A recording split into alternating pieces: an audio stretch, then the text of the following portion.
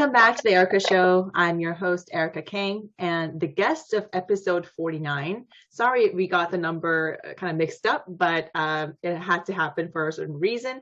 But for episode 49, we have Jason Han, finally, founder of GroundX and Klaytn. I always wanted to have Jason on the show, and now he's finally with us. Welcome, Jason. Hi, I'm Jason. Finally, thank you for having me. Of course, of course. You were one of the guests that was, much wanted on the show. So I got many, many recommendations. And, it's also an honor to, be able to speak in English too, because we usually speak in Korean, but today it's very special. Yeah, I will try. You'll try your best. I think you'll be perfect. So why don't we go ahead and get to know about you a little bit better? Can you introduce yourself simply to the audience and what you do in the crypto space? Okay, I'm Jason, and I am the founder of Klaytn and GroundX.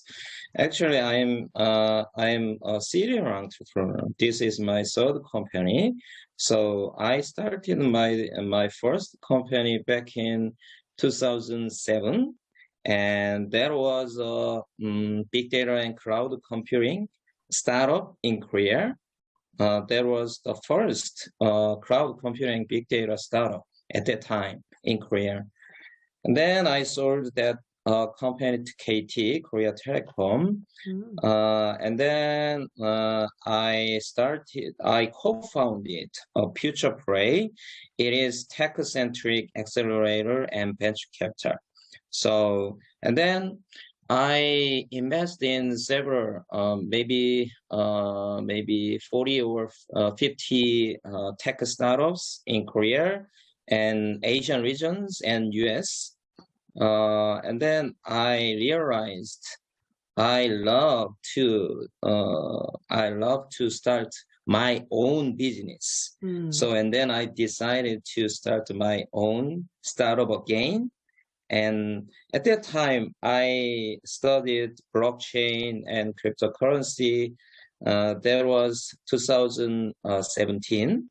So the boom of blockchain and cryptocurrency was hot in Korea. So I prepared my own startup, blockchain startup, in 2017. But I had some connection with Kakao, and Kakao proposed to me to build their own blockchain subsidiary. So I founded GroundX 2018. That's a very interesting story. So you were focused on doing your own startup, but then you collaborated with Kakao back then. I remember the days. We always talk about this, but I remember the days when we were talking. We met at that time. In the cafe. Maybe 2018. Yes. Actually, I proposed her to work together with me. Yes. I should have taken that offer. But actually, you start your own group or startup. Brand, yeah. So brand. Yeah. So I think I admire you. Thank you. I think we grew together, and I really admire what you have built over the past few years. It's been really eye-opening to see what you have done, and I'm sure a lot of hard work went into it. So really, kudos to you. I talked a little bit about your background too, but in terms of like your major strength, I mean, in terms of like talent and what is your main focus? Do you usually focus on the tech, or are you a business person? It's just curious about that as well. Okay. My major is computer science, actually. Before founding my first startup, I had a PhD course in KAIST. At that time, my research topic was distributed computing and peer-to-peer algorithm. That was early 2000. So at that time there was no Bitcoin and no blockchain, but peer-to-peer algorithm was used for file sharing, like BitTorrent or eDonk. So I researched that topics, and I imagined I can make a different web system or internet system based on peer-to-peer or distributed computing. But it was very hard because I didn't think about cryptography, because cryptography is very difficult area even in computer science. So I focused on distributed computing and peer-to-peer. So I was a programmer and a hard programmer and a system software programmer. And after founding my first company, I started to live as an entrepreneur, and I love to found my own thing, and I love to be a frontier in new technology and new area. So that is my strengths, maybe. Yeah, absolutely.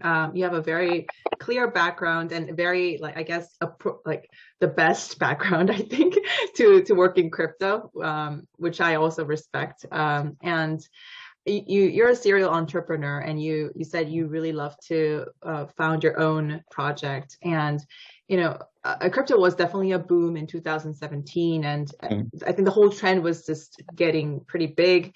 But what specifically about, I guess, the crypto culture, or I guess the aspect of crypto, did you find really attractive to you? Like, really, what did stick to you to really dive your career into it? Yes, definitely. Decentralization. I love the philosophy of decentralization of blockchain. When I work for Future, I invest in various tech startups like AI startups, big data, cloud computing, VR, AR, and drone, even food technology. But I realized most technology make big companies stronger. So I want to find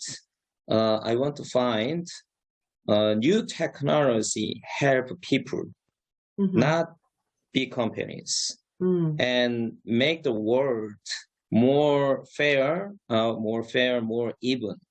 So when I studied blockchain and cryptocurrency, that is the key to make a world better in terms of fairness or transparency.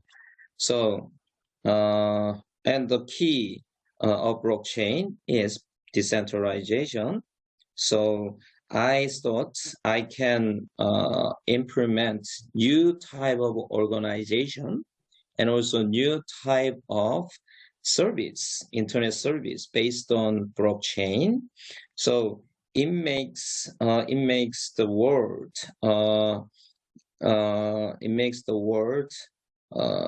fair, more fair to participants.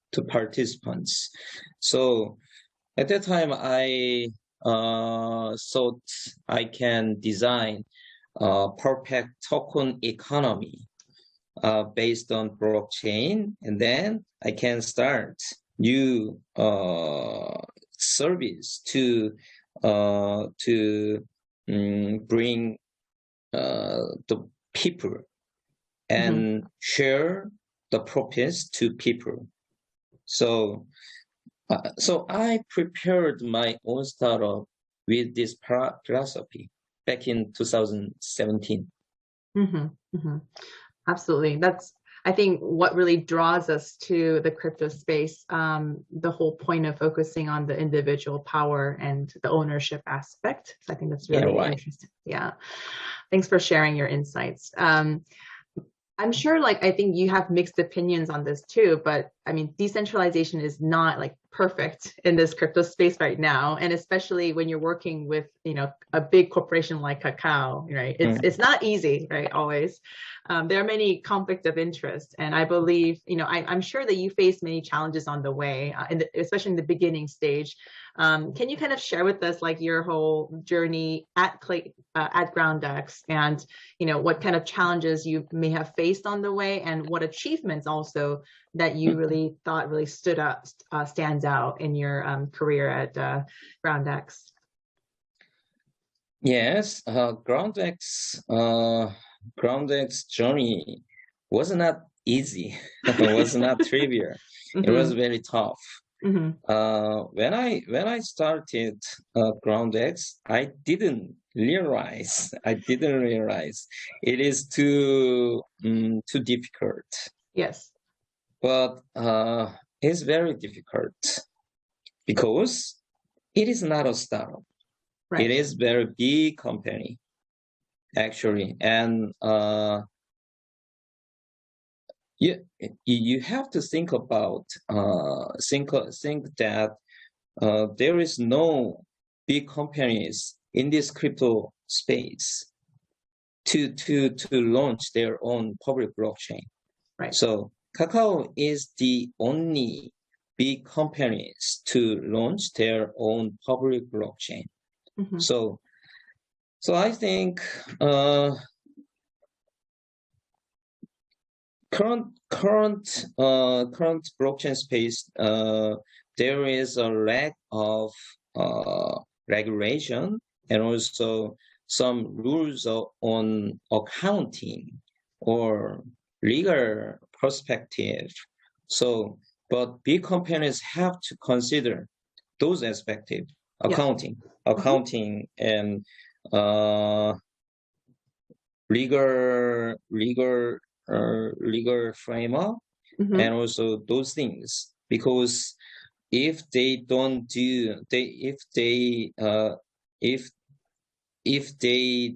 consider those complicated topics, it makes some bad effect to mother company, parent company, to Kakao. Yes. So we when we do something aggressive, we have to think about all aspects of that business. So it was not easy, but I think our way of GroundX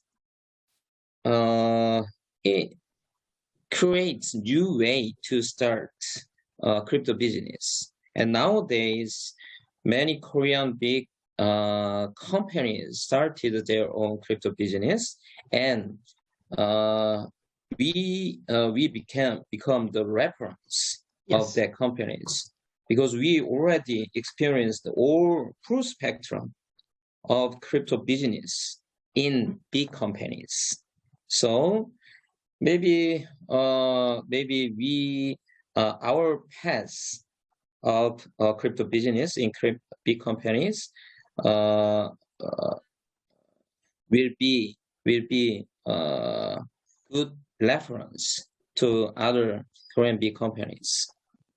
Absolutely. I really think you became a benchmark for because even, I mean, I think starting from late last year, there have been so many like enterprises, Korean enterprises getting into the blockchain scene. And I think the only reference was GroundX. And, you know, you basically paved the way in finding your own like new way and without any reference, as you said. So I think that's very impressive. And, you know, I mean, seeing from a third party perspective, it just looks so hard. And so, I think considering that limitation, like many limitations, I think you did your best and you're really doing the best you can. So that's really great.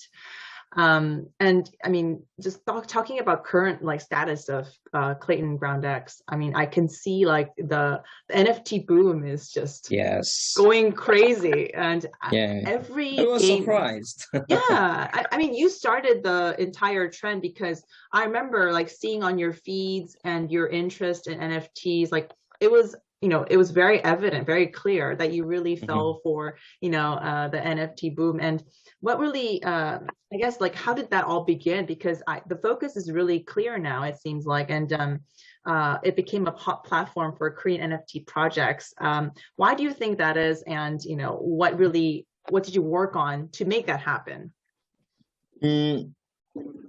Last year, there was a big boom on NFT, and early last year, many Korean artists jumped into blockchain space because they can sell their own artworks as an NFT.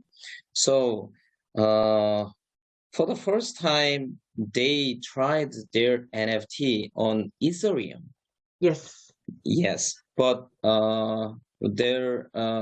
they have to pay a very high gas fee, and also even if they release their artworks in OpenSea on Ethereum, they cannot sell their artworks because the competition was global. So they have to do some marketing globally, but it's not easy. It was not easy. So they changed their platform to Klaytn, and then sold out. It sold out. And many artists experienced that experience. So they said Korean artists start their NFT on Klaytn, and then maybe they in the future they move to Ethereum or Solana, so they can expand to other platforms. But as a first platform, Klaytn is the perfect because gas fee is very low and the performance is very fast, and there are a lot of Klay holders in Korea. So start locally. Locally, and they can do marketing in KakaoTalk, and they can create group chat in KakaoTalk. It is very effective in Korea. I see. So they can sell their artworks on Klaytn. So that was the first move on Klaytn NFT. And the next move was PFP NFT. Doji Sound Club was the first PFP project on Klaytn. Yes. And they was successful last year. So Doji Sound Club, DSC, became a reference to Korean PFP project. So other projects mimic DSC ways, and they selected Klaytn as a public blockchain platform. And so there are a lot of Klaytn PFP projects were created last year. But the third phase of Klaytn PFP NFT scene was MetaCoins. Actually, NFT trends were decreased last year, maybe August or October, but MetaCoins became come into the scene, and they succeed. They succeed a lot. So many other projects follow Metacom's way, and Metacom's collaborate with other projects. And in these days, there are many different types of NFT projects on Klaytn. So yeah, I'm very surprised and very impressed. All these things made it by ecosystem and communities, not by Klaytn, actually. They created this system and this ecosystem. Absolutely. This is a very interesting journey, very impressive too. I remember back in, when we were in the COVID times, remember we were doing Clubhouse sessions. And I remember the entire GroundX team would come up to the stage, they would host their own sessions. And that was really impressive to me because really not many teams do that. And the way that you're answering questions and from the Korean audience, that was really, I think that kind of made the community stronger. And those kind of efforts really paid out in the end. This is very interesting.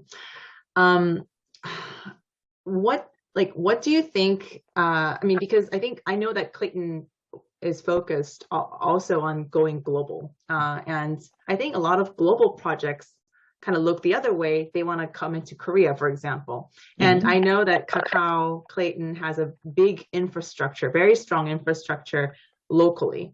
How powerful do you think that is? And how do you think you can go globally, maybe, I guess, using that, or maybe at a separate stage? And just because I know that you're concerned a lot about the global outreach, and so just curious about your insights on that end.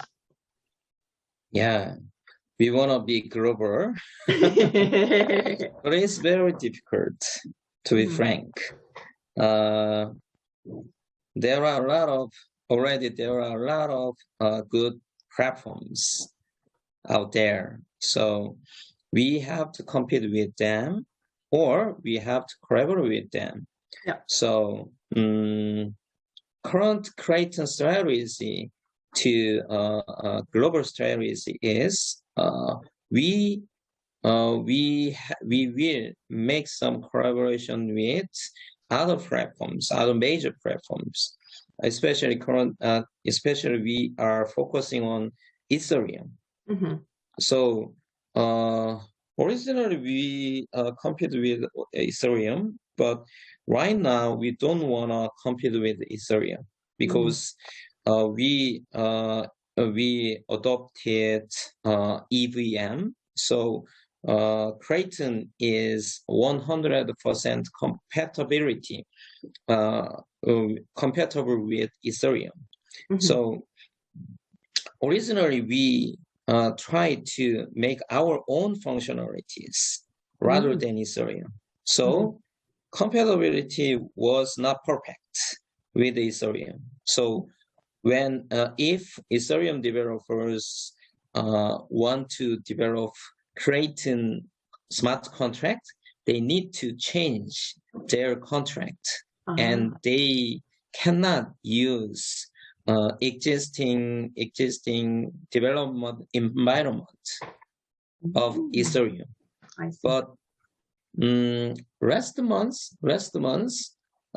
Klaytn team finalized their new version of Klaytn, and they achieved 100% EVM compatibility. So right now, any Ethereum smart contract or any Ethereum service can be migrated into Klaytn without any modification. So it is the first global expansion strategy of Klaytn. And next one is, I think, is my opinion, Klaytn have to make some synergy with Korean users, because Korean crypto users is very special. Koreans, very special because they are very aggressive and very eager to try new things, and they are very open to new service and new cryptocurrency. So Korean crypto users can take a risk, and non-Korean and Korean people started to accept cryptocurrency and blockchain service. So maybe a few years later, most Koreans will use cryptocurrency and blockchain service. It's getting fast. It's getting fast. Yeah. So it's very special country. Korea is very special country in crypto space and blockchain space. So any other global crypto service can utilize these features of Korean users, and then they can try the new things in Korean market. And NFT and DeFi, especially game. So if other crypto service want to start their service in Korea, Klaytn is the best option to accept. Yeah. Yeah, because there are a lot of Kray holders, and performance is not bad, and gas fee is low, and 100% even compatibility. So they can easily launch Klaytn version of their service. Nowadays, multi-chain is norm. Yes. So you don't need to choose just one platform. So even though they started their service on Ethereum, Solana, or Polygon, they can launch another version of Klaytn. Yeah. So, and then they can attract aggressive Korean users. Aggressive Korean users. Yes. Let's say passionate. I think passionate is a better word. Yes, passion. They're eager to learn, eager to take new opportunities, right? Yes, yeah. I think that's really true. That's a good point.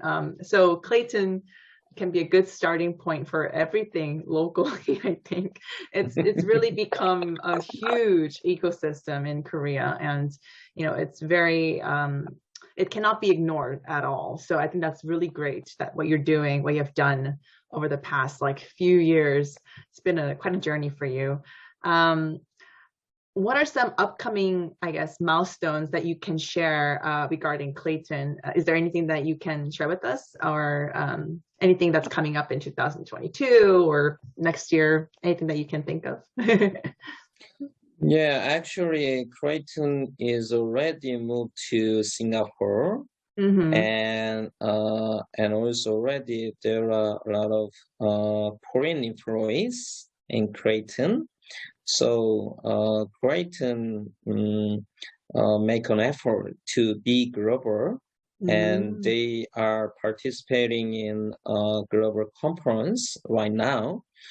So and also they already launched global ecosystem fund, and also research grants, and there are a lot of programs, ecosystem programs to support Klaytn ecosystem and Klaytn developers and Klaytn researchers. So next milestone, to be frank, I don't know exactly. To be frank, I don't know, but I think they will try to collaborate with other platforms like Ethereum. So make some bridge, and they will focus on interchain. So connect Klaytn to other platforms. So maybe that is their next strategy. That's a fair point. I think bridges and interchain connectivity is, I think, going to be the norm and the hot topic for later this year, and even starting now. It seems like, people are all targeted towards that goal, which is great. Thanks for sharing that. I know that you're officially out of the CEO role. Officially out. Yes, officially. I don't know. You checked. Are you going to be involved in the ecosystem in any way after your official role? What are your plans like as an individual? I mean, regarding Klaytn, or like not personally, like just curious. I love blockchain philosophy, and I love blockchain ecosystem, and I love community, and I believe community will evolve in the future, and we can see new type of organization like DAO, but it takes time. It never happened in 1 or 2 years. I guess it takes more than 5 years or maybe 10 years. It's not easy concept. DAO is not easy concept. No. So we have to trial and errors. We have to take trial and errors. And so I will stay in crypto space and blockchain space, and I wanna try another aspect of blockchain. So when I started GroundX, I created a team for social impact, but it was not easy. It was not easy because theoretically we can create some service about social impact, but real world, but we have to accept real world grammar, real world way on social impact. So we need to take some time to connect these two different worlds. So I wanna try these things. So blockchain for good, social impact. So I believe blockchain is the perfect solution for social impact and to make society better. So I'm thinking about that kind of new service or supports or communities, and also art. GroundX launched CryptoTro. It is a digital art marketplace. So primary and secondary marketplace. So originally I don't know art. I don't know art, but as I launch art service, I became art lovers. So nowadays I study art seriously, and also I want to support art ecosystem or art community and art industry, because art is very important to human. Yes, because art is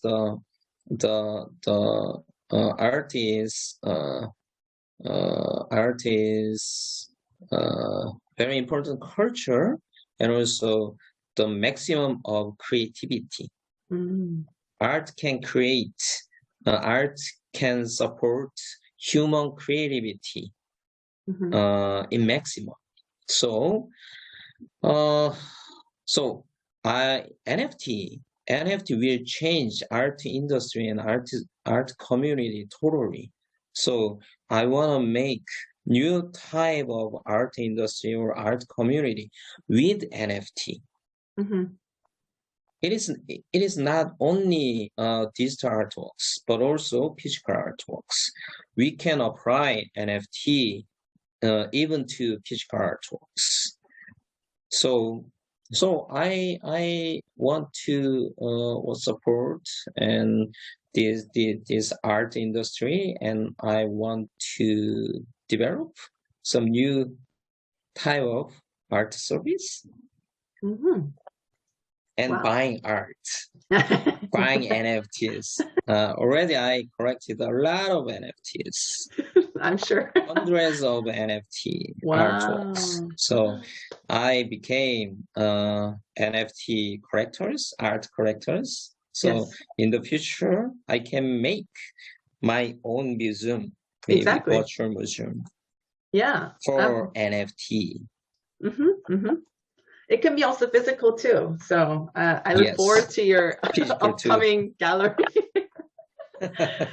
Oh, wow.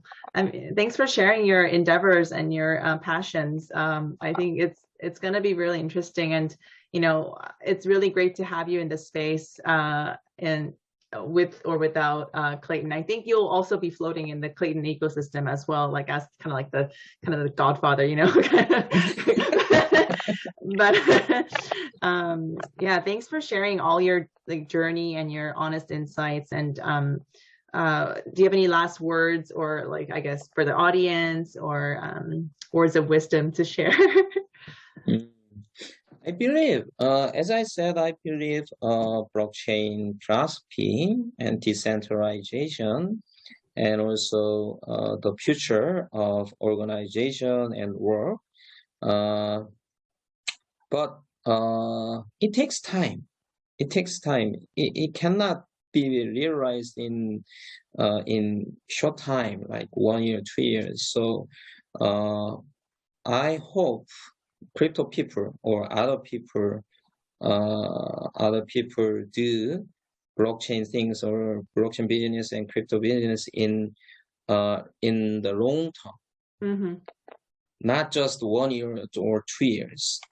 They have to work for blockchain service or crypto service for more than 4 years or 5 years or even 10 years. Yeah, you, Erika, you already 5 years, maybe 6 years? 5 years. Yeah, 5 years. So we need a time to spread blockchain philosophy to mass. So mass users need a time to accept new concept and new technology. Mm-hmm. So we have to make a good service and good society and good community to realize blockchain philosophy and decentralization. Very good last words. This was amazing. I cannot agree with you more. And, you know, as a 5th year in crypto doing my own brand, I will take this advice into very deep in my heart. Thank you so much for your time. And I look forward to your next journey in the crypto space. Thank you. Thank you for having me.